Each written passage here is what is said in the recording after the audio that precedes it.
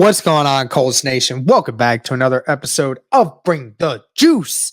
Guys, we had training camp today. It was the first full day of pads for the Colts today. So a lot of new looks, a lot of different things going on today. And I'm going to do my best to bring you guys a quick recap of today. So first off, right off the bat, I can tell you right now that the defense definitely was the winner of today.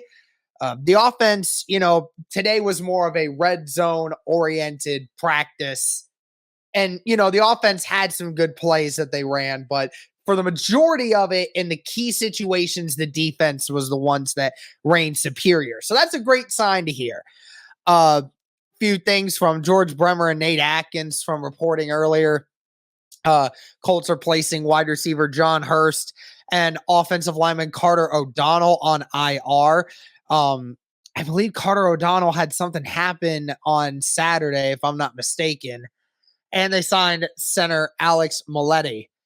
Moletti originally signed with Indy in May as an undrafted free agent out of Marshall. So couple things that happened today.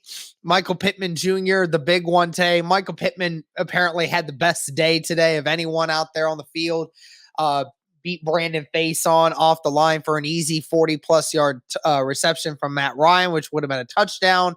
I think it was a great double move from what I heard. So Pittman had himself a great day today, even on the one-on-ones and in the 11-on-11 stuff. So great to see the number one doing it. Good runs early for Nyheim Hines and Phillip Lindsay in the 11-on-11.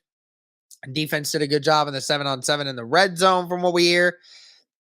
Undrafted linebacker Jojo Doman. He flashed early on the first day of pads. So that's really cool to hear. Another thing that I heard from everybody else, I think it was from Zach Kiefer, stated that and George Bremer, I think, which is also something that we're going to talk about here in a minute, is that because the defense won, and particularly the red zone thing. So yeah, Matt Ryan went 7 of 11 for 4 touchdowns in the 11-on-11 drills. So very good there. Mostly red zone work today. Defense seemed to win the day overall. Offense running sprints after practice. The reason why was because the 2-point competition at the end of today's practice, the defense won 2 of the 3 reps. So that's the reason the offense was running at the end. Matt Ryan said, they'll have to be better next time. But Frank Reich was making them run, doing a lot of conditioning afterwards, the offense, for not winning today. So, defense, again, stepping up, which is great. I love hearing that the defense is stepping up in the red zone where it matters. And, it's a good learning experience for the offense as well. A couple things that Nate Atkins was able to conclude from today. Obviously said full day of pads and the defense made use to it. Lots of physical plays in coverage, which presented a new test to young wide receivers. They struggled to find separation and catch consistently, but that's part of growth. And he's right. That we all kind of assumed that, hey, when the pads come on, it's a little bit different of a scenario. You're going to be able to be more physical at certain points like that, right? So it's the first day of full pads. We got to give this a little bit more time for the young wide receivers to try and get used to it again, right? So we got to relax a little bit. We got to make some plays there. But that's the great thing about it. They'll learn from it. They'll watch film. They'll do it better next time. I know Zaire Franklin had a couple of good plays today. Nate stated that the linebackers looked to be enforcers today. Zaire was chirping. The undrafted free agents were laying some wood on some crossing routes. And Bobby Okereke had a swift breakup of a would-be touchdown in Alie-Cox. Okereke looks smooth in this new scheme from what Nate can understand. So that's great to hear because we definitely want to see more out of Okereke in that pass coverage role, really. We saw him take that leap last year in the tackling department. We want to see him continue to do more. He stated, as Joel Erickson wrote about earlier, the Colts are getting more creative with personnel and designs. often centered around Jonathan Taylor and Nyheim Hines together. Said so much eye candy developing with the hopes that Matt Ryan can pull the strings. I don't remember the stat that Joel Erickson did bring up earlier today. I don't remember, but apparently, like when Hines and Jonathan Taylor lined up in the same spot or in the same position on the field together, the effectiveness of the plays that the Colts are able to run is amazingly efficient. So, it could be something for the Colts to look to try to continue to improve on, right? So Rodney McLeod saw some good run at strong safety as Nick Cross watched a little more today. McLeod said he's still getting back to full strength as the offseason knee procedure is still working on him. The strong safety role demands pre-snap leadership and instinct, and that's the package with him.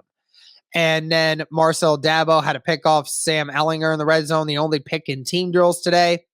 He's getting some reps as backup safety, though not many plays come his way yet. Acquired from Germany, he'll be a player to the Colts this year through the exchange program. So that was pretty much it for the majority of the news today, guys. Basically, basically just coming out saying that, the defense were enforcers today with being able to be a little bit more physical today with full pads. Matt Ryan had some good plays with the offense, but it's just one thing that, they're going to have to continue to get better at. And that's fine. First full day of pads. It's good that, we avoided any major injuries.